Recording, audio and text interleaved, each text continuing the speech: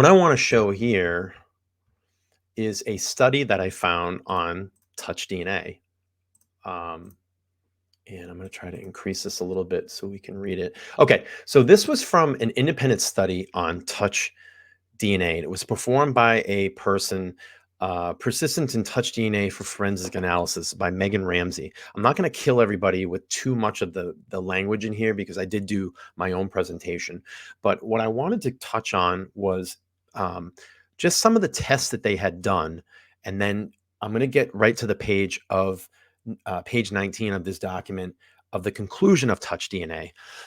So here's some of the control studies that they performed. And what I'm going to do is I'll drop the link to this PDF if anybody wants to go back after the show and read over it. So basically here what they did was they did a series of experiments with lab created DNA and touch DNA. And they got a couple of people come in to use their own touch DNA. And I'm not going to read through all of this, the information, the studies that they did. But what I'll do is I'll get to actually the conclusion of this independent study on touch DNA. And I just want to read her notes. So it says, in conclusion, this study represents a large systematic study to date of touch DNA persistence under controlled representative environment conditions. The quantity and quality of touch DNA samples was tracked over time after exposure to different pairwise temperature and humidity combinations, as well as exposure to realistic levels of ultraviolet light. These metrics were compared to those for control DNA samples exposed to the same conditions. Overall, exposure to UVB light had the biggest impact in the sustainability of control. And I want you to really listen to this. The sustainability of control in touch DNA samples, resulting in decreased DNA quantities and increased degradation by 24 hours of exposure. In the absence of UV light, touch DNA samples were generally stable under different temperature, humidity combinations for up to a period of 7 days. So what that says to me, if I'm trying to understand this, because I'm not a scientist, but if someone was to touch an object, their touch DNA, it would stay on that object for at least a period of 7 days in these conditions. So let's say you have that touch DNA on that snap. That would mean that that sheath would have had to have been touched. And if I'm understanding this, and again, I'm not a DNA expert, I'm just throwing this out there, from what this article is saying, that sheath would have had to have been touched within a 7-day period by Bryan Kohberger. Again, I will leave the PDF link down there if you guys want to go over and read through this. But that's what it kind of looks like to me. So this whole theory, and again, I'm sure it's going to be debated in court, this whole theory about, well, it could have been bought 4 months ago, 5 months ago, he maybe left it there. Now they're trying to turn this on him and whatnot, all those theories. It would have to be within a 7-day. So I just want to read this over and make sure I'm clear about this. Overall exposure to UVB light, which would be like natural sunlight, had the biggest impact on stability and control of touch DNA samples, resulting in a decreased DNA quantities and increased degradation by 24 hours of exposure. In the absence of UV light, which would be in the dark, touch DNA samples were generally stable under different temperature humidity combinations for up to a period of 7 days, regardless of the substrate. So again, I will leave that down there because I don't want to touch too much on this. I want to move on with the program. But if you guys want to look that over, I'm just trying to read the chat. I probably stirred up the chat with my comments about other channels, but I digress. Is there stuff going on here that we need to bounce people out? Point them out. We'll get them out of the room. If there's people causing trouble, you guys just let me know. So anyway, that's what I had on that. If you guys want to read that PDF file, you can do that as well. Crazy P saying, let's have a great chat tonight. If there's issues going on, guys, just point out the person who's doing it. We can bounce them out. And you guys as moderators you can time people out. I'm okay with that. If someone's being bad, time them out. We're good. Okay, let me go through my other next piece of material here. I just got to bring this up into this screen here. You guys, okay, let me bring this up. And I'm just trying to hit the view, read mode. All right, let's see here. So what I've done is I put together just some thoughts in my head. So I look at it. Two major factors of evidence to look at in the Kohberger case. We've talked about touch DNA. Okay, that's on the knife sheath. So touch DNA is a forensic DNA analysis technique that involves detection and analysis of DNA left behind on objects that were being touched by a person. And according to the article that I read through, the independent study, they found that touch DNA would live on an object for at least 7 days. So that had to be handled by someone within a 7-day period. And I dropped that link in the chat if you guys want to go back and look at it. The accuracy of touch DNA analysis depends on varying factors such as the quality and quantity of DNA, the locations and durations of touch, and the type of surface the DNA was deposited on, and the sensitivity of the testing method used. Again, all debatable things in court. You guys still with me? You follow me? Are we okay with this stuff? We okay? Give me a thumbs up if we're okay, if everybody's still with me. We got a lot going on in the chat. Okay. Touch DNA can be a powerful tool in forensic investigation when used properly, but it's important to understand its limitations. Touch DNA analysis may not be or produce full DNA profile or provided a definitive identification in all cases, particularly when DNA samples have degraded, contains low amounts of DNA, or is contaminated with DNA from other sources. All right. Thank you guys for the thumbs up. Touch DNA handled, yeah. Okay, so therefore, the accuracy of touch DNA analysis depends on the specific circumstances of each case and the quality of DNA samples. It's essential that touch DNA analysis to be conducted by properly trained and qualified forensics experts using validated and reliable methods to ensure the accuracy and reliability of these tests. So again, this is all things that will be debated in court. This is, to me, one of the biggest kind of overall defining factors in this case right now is that touch DNA. It puts BK at the scene of the crime at that specific time.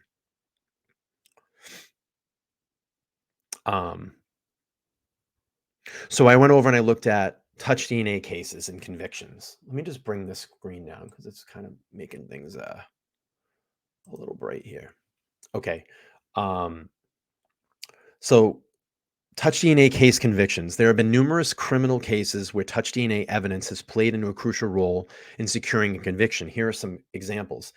State of New Jersey versus Henderson, 2011. In this case, a man was convicted of murdering a young woman based on touch DNA evidence found on the victim's clothing.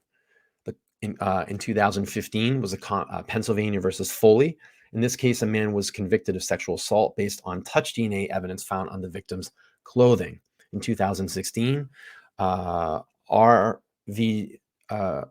versus Dunny and Adams. In this case, 2 men were convicted of murder based on touch DNA evidence found on a glove that was left at the crime scene. The state of New York versus Irving in 2018. In this case, a man was convicted of burglary based on touch DNA evidence found on a window screen. New York versus Solcombe in 2020. In this case, a man was convicted of sexual abuse based on touch DNA evidence found on a victim's clothing. You have R versus King, 2020. Another sexual assault case, and then Utah versus Burke in 2021, another sexual assault case as well. Whoops, what did I do here? I screwed up the screen. Sorry, guys. I'm My screen went wacky for a second. I think we got it back. Are we back on the right screen? Perfect. I think we're good. We're good now. Okay, so then I wanted to take a look at, that was really trippy, it was. Sorry. I didn't even see because I was just reading. So then I wanted to look at circumstantial evidence. So I wrote down a few things and just rattled these kind of off the top of my head. Circumstantial evidence. So we have cell phone pings and records. We have eyewitness accounts. We have video footage. We have purchase receipts. We have transaction history. We have social media contacts. That should say social media contacts. Media. And then browsing history. Tripping balls. I wish I was a developer. I wouldn't have to do these streams and I can make a ton more money. Okay, so circumstantial evidence is indirect evidence that implies a fact or event rather than providing it directly. It's often used in a criminal trial to establish guilt or innocence, especially when directed evidence such as eyewitness testimony is not available. The accuracy of circumstantial evidence depends on the quality. And again, it's all stuff that's going to be based and argued in court, and quantity of the evidence, which context in which is presented, and the skill of the attorneys presenting the evidence. Circumstantial evidence can be powerful and convincing if properly presented. However, it is important to recognize that circumstantial evidence may also be subject to interpretation and bias. Again, that's going to be debated in court. That's what makes court cases so interesting, that kind of battle back and forth, kind of like the phone call we had earlier.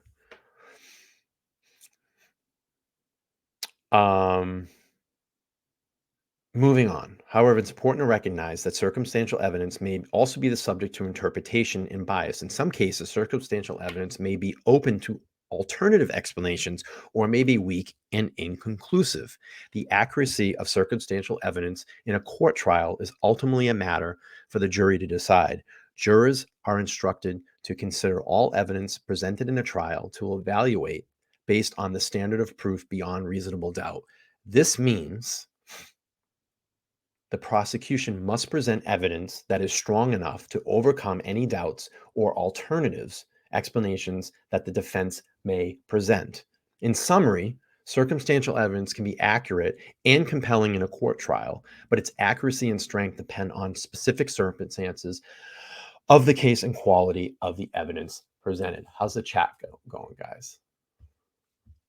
Good. Everybody looks good. Perfect. Everybody's getting along now. We're not beating each other up. Okay. All right. Circumstantial evidence is indirect evidence that suggests the fact or event rather than proving it directly. It's often used in criminal trials where there is no direct evidence available. Here are some samples of circumstantial evidence. All right. Motive. Evidence of motive can be circumstantial evidence that suggests a person had a reason to commit the crime. For example, if someone stands to benefit financially from the death of another person, it can be seen as circumstantial evidence as a motive for murder. Right now, we don't have an established motive murder. We have murders, but we don't have an established motive in this case. As of right now, that we know of. Opportunity, evidence of opportunity can also be circumstantial evidence. For example, if a person is seen in the vicinity of a crime scene around the time of the crime that was committed, it could suggest that they had the opportunity to commit the crime. We know allegedly where Kohberger was during these crimes.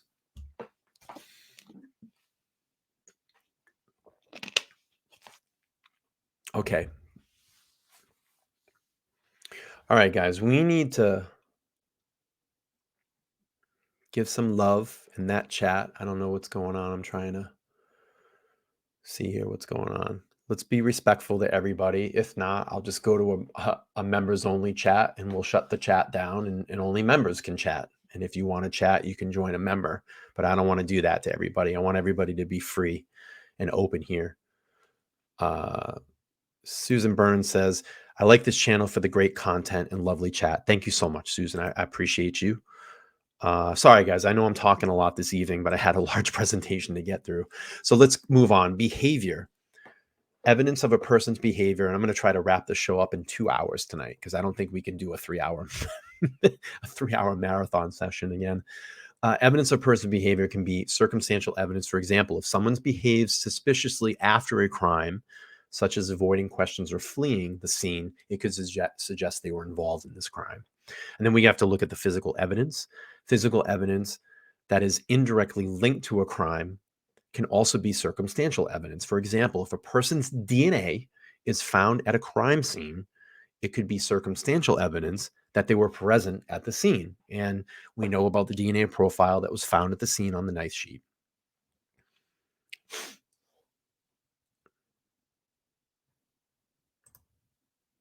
How does it not place him in the house? Explain.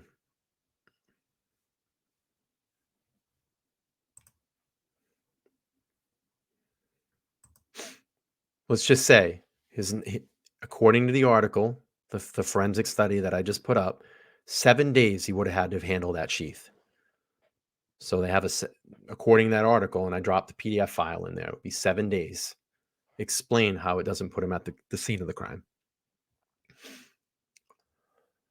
Expert testimony. Expert testimony can also be circumstantial evidence. For example, if the forensic expert testifies that the physical evidence found at a crime scene is consistent with the defendant's action, it can be seen as circumstantial evidence that they were involved in this crime.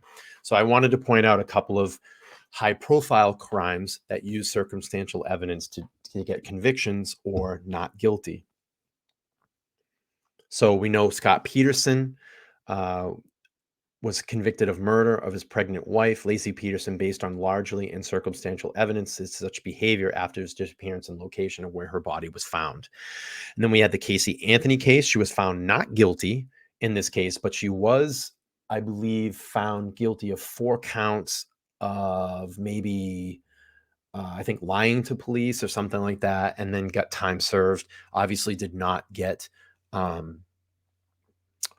convicted for the murder, which is crazy.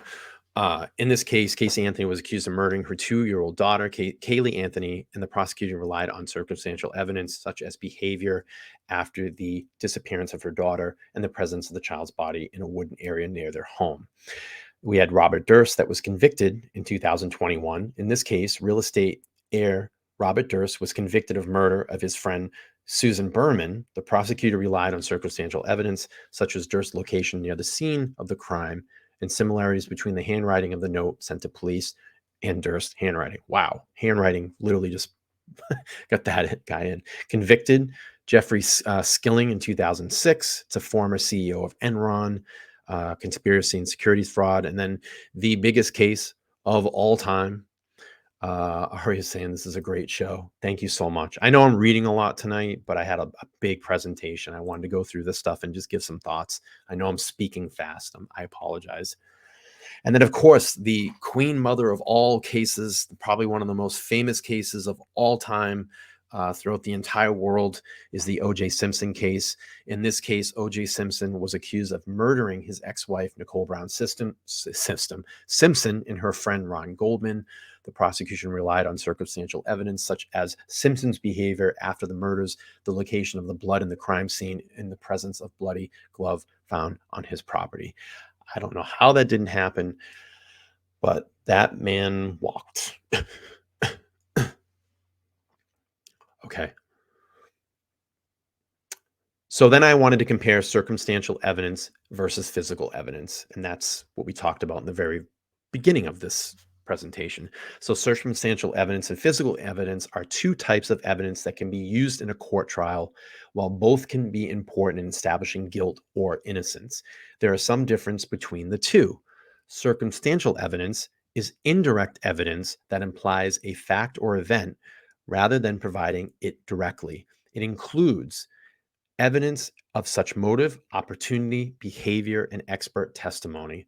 Circumstantial evidence relies on inference and deduction to connect the dots and suggest that a particular fact or event occurred. Is often used when direct evidence, such as eyewitness testimony or DNA evidence, is not available.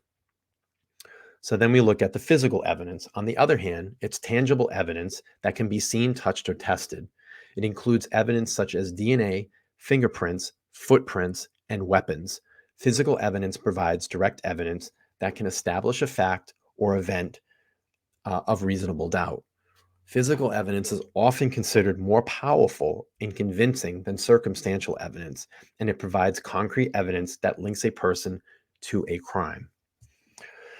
While physical evidence can be very compelling, it's not always available in every case. In many cases, circumstantial evidence may only be evidence available to establish guilt or innocence. It's important to recognize that circumstantial evidence can be very powerful and convincing when presented properly. However, it is subject to interpretation in the case and should be evaluated carefully in the light of all evidence in cases. Now I can breathe. Hey everybody, thank you for checking out this video. If you like the content here today, make sure to click on one of these videos up here. I would appreciate it. And before you head out, make sure to like, share, and subscribe. Turn on that bell notification so every time I drop a new video or go live, you guys will know. Thanks.